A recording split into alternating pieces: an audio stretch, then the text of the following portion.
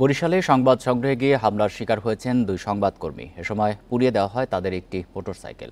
তারা দুজন বরিশাল মুখপাত্র ও বরিশাল নিউজের সংবাদকর্মী। বৃহস্পতিবার দুপুরে জেলা ও দায়রা জজ আদালতের মূল ফটকের সামনে এই ঘটনা ঘটে। ভুক্তভোগী আমিন রাসেল ও মনিরুল ইসলাম জানান, সংবাদ সংগ্রহ করতে আদালতে যান তারা। এই ঈদে জামা জুতো অ্যাক্সেসরিজের ডিসকাউন্ট।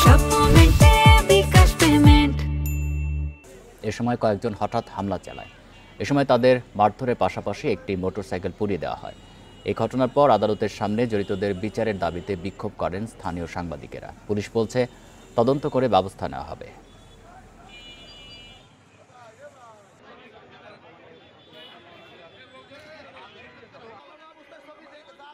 তথ্য আপনারা সময় দিলে সিসিটিভি এখানে আছে এবং আপনাদের কাছেও ভিডিও ফুটেজ আছে।